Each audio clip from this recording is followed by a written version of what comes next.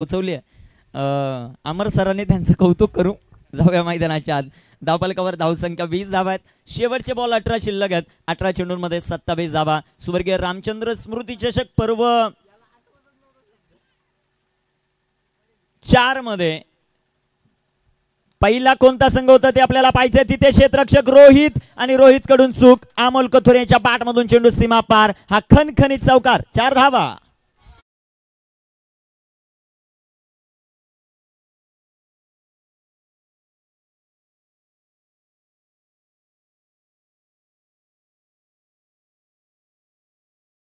Ball मैदानामध्ये शिल्लक आहेत 17. कॅचही झाला नाही आणि तिथे 4 धावाही खर्च होताना पाहायला मिळाल्या. धावफलकावर 24 धावा. अतिशय दमदार सुरुवात मैदानाच्या आतमध्ये. पहिल्या 2 षटकांचा विचार केला जयबाबा आणि किशोर फक्त 9 धावा होत्या. गणेश गायकरने संघर्ष चांगला केला. धावा बनवल्यात परंतु पहिल्या षटकामध्ये गणेश गायकरच्या विरोधामध्ये 20 धावा गणेश खंडागळेने वसूल केलेल्या आहेत. 17 चेंडू शिल्लक. 17 चेंडूंमध्ये 23 धावांची आवश्यकता. छत्रपती संभाजीनगर संघ खूप मोठ्या अशा अपेक्षा आजच्या दिवसामध्ये या संघाकडून आहे. गोलंदाज तयार. स्ट्रायकर इनवर अमोल. सुंदर असा चेंडू. Back to bowler. फटका. गणेश गायकरला बीट करून चेंडू सीमा पार. अमोल कथोरेच्या बॅट मधून बॅक टू बॅक हा दुसरा चौकार. 4 धावा.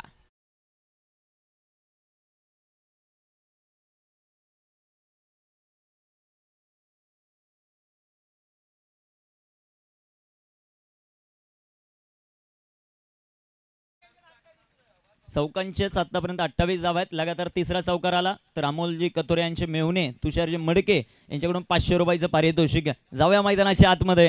जबरदस्त बॅटिंग.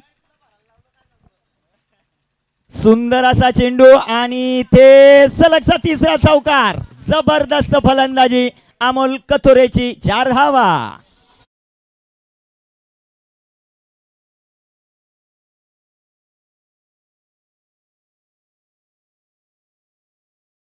गिफ्ट आहे तुषारजी मडके यांच्याकडून 500 रुपयाचं. त्यांचं मनापासून आभार. जाऊया मैदानाच्या आत.